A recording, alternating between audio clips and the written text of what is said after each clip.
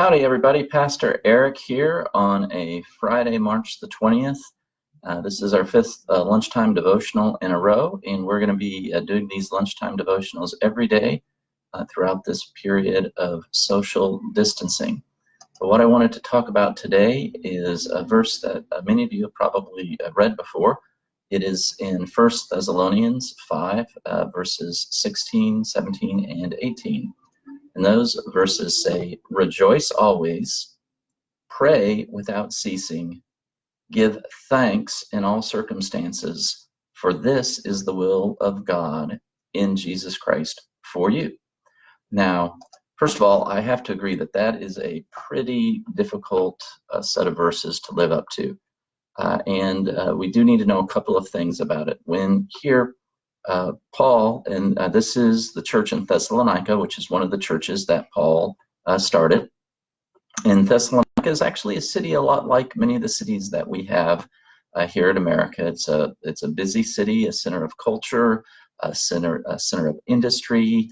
It's a multi-ethnic city, mostly Greeks there, but there are a lot of Romans there because it is the people in this city were Roman citizens.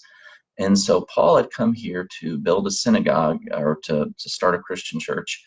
And he started going to the synagogue, and he didn't have a lot of success there, but ultimately he did build a church. And the whole time he was there, so nobody could say anything against him, he was actually making tents in order to have money to live because he was not asking for an offering. So this city is kind of a tough city in his memory. It's not necessarily the most fun place that he had ever been, and it's a city that has its share of troubles. And so for him to say these things, to say, "Rejoice always, pray without ceasing, give thanks in all circumstances, for this is the will of God in Christ Jesus for you," is really quite remarkable. You know, it's easy to rejoice when things are going well. It is easy to give thanks when things are going the way you would like it. And right now, there's a lot of things going the way we don't want them to go. There are a lot of things that are going in a way that's can be upsetting.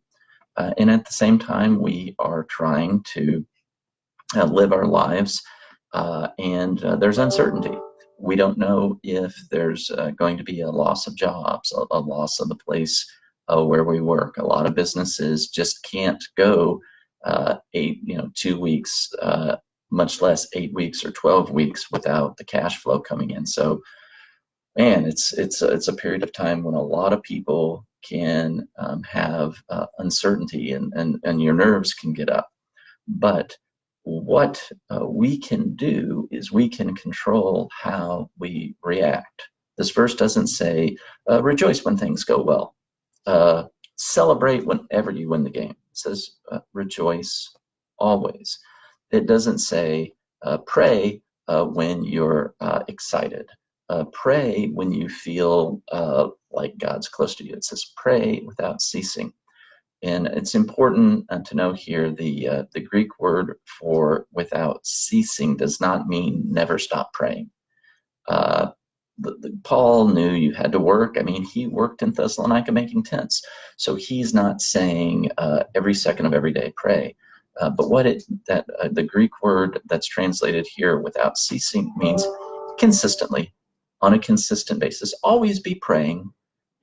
Come back to prayer on a regular basis. And then the last of the three things in this set of verses is give thanks in all circumstances. And remember, this is a person that by the time he's writing this has been through so much for Christ. He was shipwrecked, he was stoned, people arrested him. He wrote so many of the New Testament letters while he was in jail. And yet here he says, give thanks in all circumstances. Now, I know for some of us, it's a tough circumstance where we are.